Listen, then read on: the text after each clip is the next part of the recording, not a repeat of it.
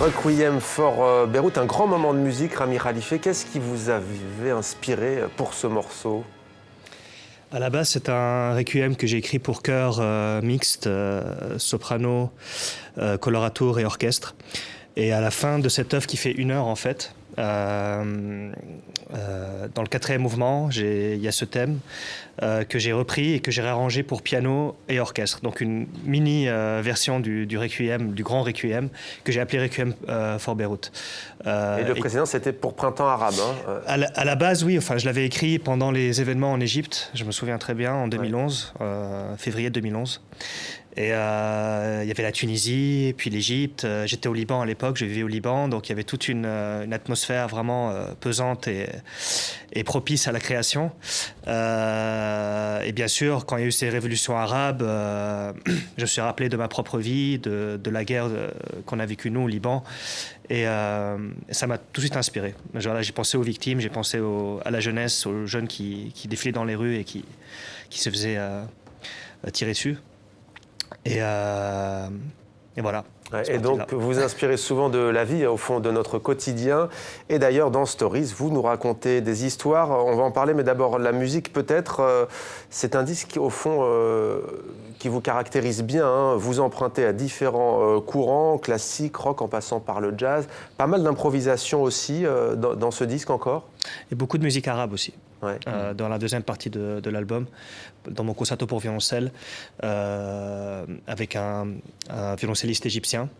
En fait, la fierté de cet album, c'est que c'est fait avec des musiciens arabes pour la plupart d'entre eux. On a notamment Résistance, Brume, Club Romantique, Interlude, Aftermath aussi. Oui.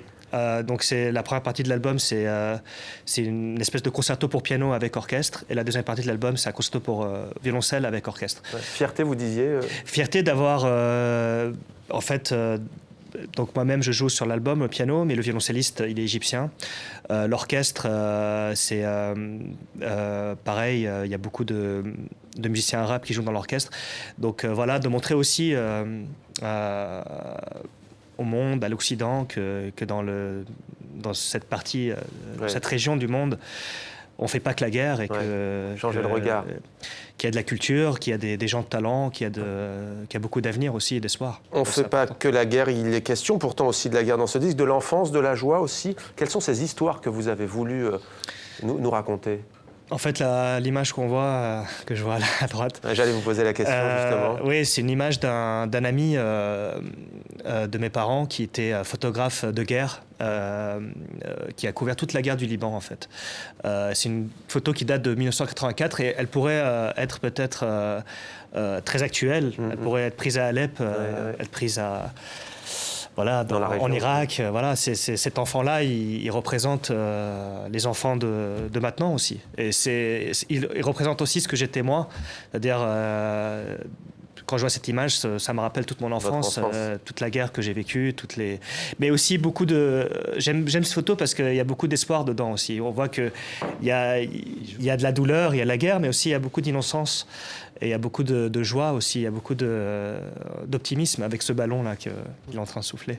Yacine El-Kassi, on va parler des enfants avec vous. Tout à l'heure aussi, une réaction peut-être à ce que vient de dire Rami ?